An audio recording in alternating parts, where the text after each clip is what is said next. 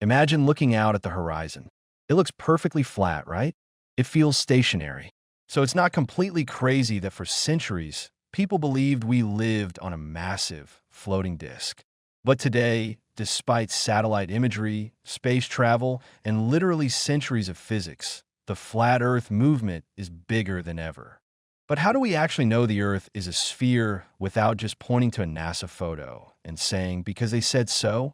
What if I told you that you can prove the Earth is round using nothing but your own eyes, a stick, or a beach holiday? Today, we are looking at the undeniable, real-world proofs that settle the debate once and for all. And by the end of this video, you'll have 5 foolproof arguments that anyone can test. Let's dive in. Let's start with something you can see next time you're at the beach. If you watch a ship sail out into the ocean, pay close attention to how it disappears. If the Earth were completely flat, the ship would just get smaller and smaller until it became a tiny dot, but you'd still be able to see the whole thing with a good pair of binoculars. But that's not what happens. Instead, the bottom of the ship, the hull, disappears first. It looks like the ship is sinking into the ocean, and the mast, or the tallest point, is the last thing to vanish. This happens because the ship is literally traveling over the curve of the Earth. It's moving down the slope of a sphere. Even cooler, if you immediately run up a nearby hill or a watchtower, you can see the ship again. Why? Because elevating your position allows your eyes to look over that curve just a little bit further. A flat Earth simply couldn't animate this reality. You don't need modern technology to prove the shape of our planet. In fact, over 2,000 years ago, the ancient Greeks figured it out during a lunar eclipse. A lunar eclipse happens when the Earth passes directly between the sun and the moon, casting its shadow onto the lunar surface. Take a close look at that shadow. It is always, without exception, a perfect arc, a curve. Now, think about what kind of object casts a perfectly round shadow from every single angle, no matter how it's rotated. If the Earth were a flat disk, it would only cast a round shadow if the sun was directly underneath it at midnight. At any other angle, a flat disk would cast an oval, a straight line, or a distorted oblong shadow.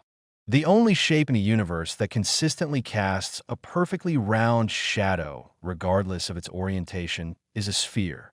Aristotle noticed this in 350 BC. If it was good enough for Aristotle, it's good enough for us. Speaking of ancient Greeks, let's talk about Eratosthenes. Around 240 BC, this mathematician calculated the circumference of the Earth with shocking accuracy, using nothing but a stick and some geometry. He noticed that on the summer solstice in a city called Syene, the sun was directly overhead, and a vertical stick cast absolutely no shadow. But at the exact same day and time, in a city further north called Alexandria, a vertical stick did cast a shadow. Think about this.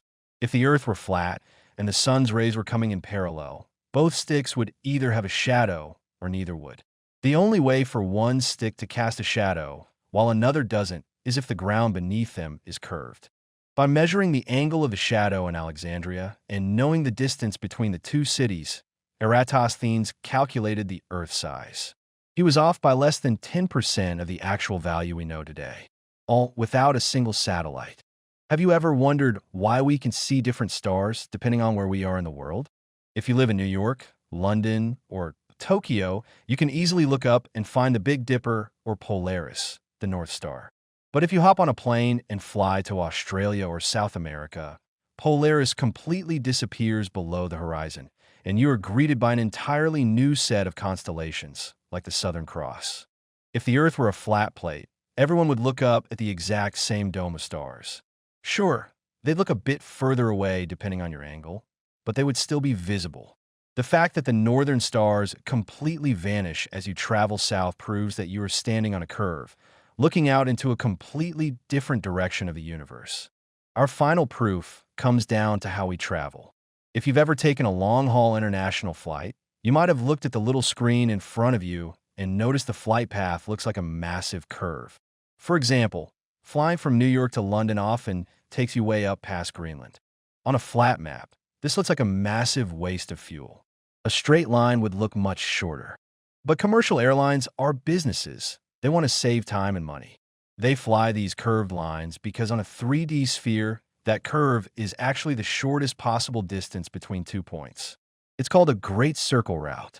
Furthermore, if the Earth were flat, the southern hemisphere would be incredibly stretched out. Antarctica wouldn't be a continent. It would be a giant ice wall ringing the edge of the world. If that were true, a flight from Australia to South America would take days because the distance would be massive. In reality, it takes about 12 to 14 hours, exactly the time it takes to fly across a sphere. From the ships on our oceans to the stars in our skies, the evidence of our round, beautiful planet is woven into our everyday lives. We don't need to rely blindly on photos from space. The proof is right here on the ground. But what do you think is the most mind-bending proof of all? Let me know in the comments below. If you enjoyed this deep dive, make sure to hit that like button, subscribe to the channel, and turn on notifications. Thanks for watching, and see you in the next video.